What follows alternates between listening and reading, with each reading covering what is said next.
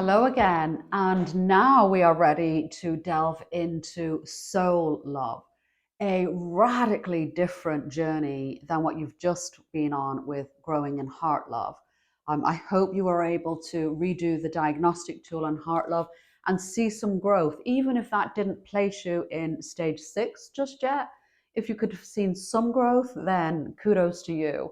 And if you haven't been able to grow from your initial diagnostic to coming out the back end of heart love, just go back to the stage where you profiled and, go over those prayers, confessions, taking those time and talk to your accountability partner, and you will get through it. You just might be going through more stuff than, you might like to. So go ahead, stick at it, and you will make forward progress for sure.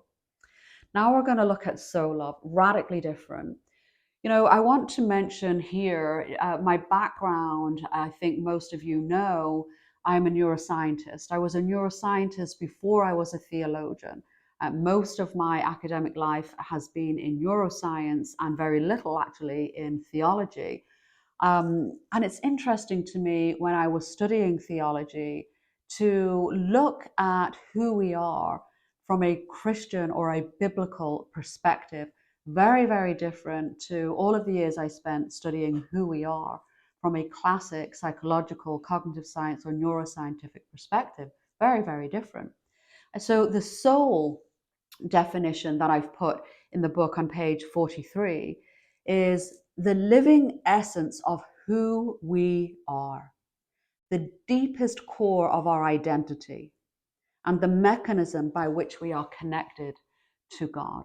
Now, I base that definition of soul pretty much based on Genesis verse 2:7, which says that man was formed out of the dust of the ground, and then God breathed into his nostrils the breath of life, and man became a living soul.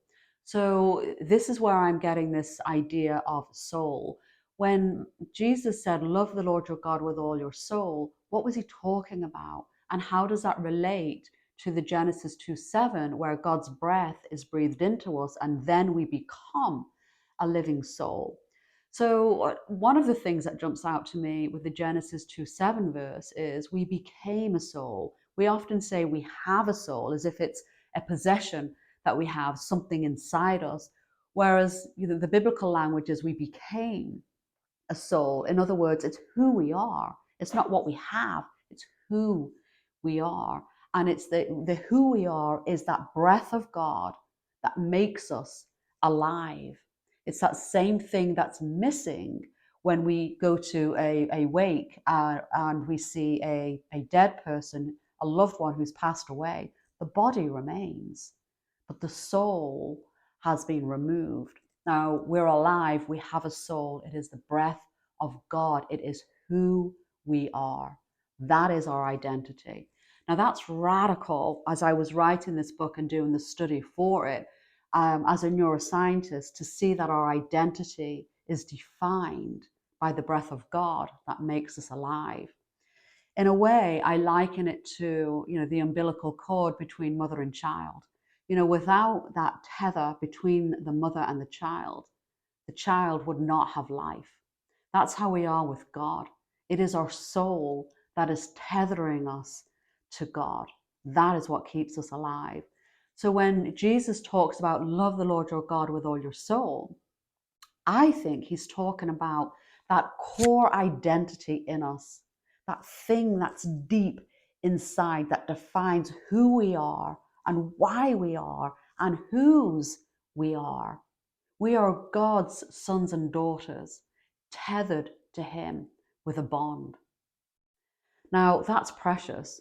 And it's this bond to the Father that we're going to be growing. In the next video, I'm going to talk about 4 attributes of soul love. Soul love's a little different to heart love and mind love. It's not a staged, progressive growth, the same way as the umbilical cord isn't a staged progression. It needs to be fully there, fully alive to support the child. It needs to be all on. So what does that fully alive tether look like for us? Well, we're going to be talking about that over the next few weeks. But on page 45, I have a depiction of 4 traits that we will study. We're going to talk about being at one with God. We're going to talk about loyalty to God. We're going to talk about having a kingdom focus. And we're going to talk about faith. And as we grow those 4 traits or characteristics of our identity, our soul love for God grows in abundance. So good luck as you study this chapter. Go ahead and do the diagnostic tool.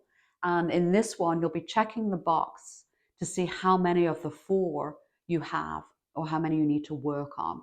Some of you might have to work on all 4, and that's fine. Some of you might have to only work on 1 or 2. Either way, you're going to really enjoy this soul love because it's going to get deep into that core of who you are. God bless you in your journey.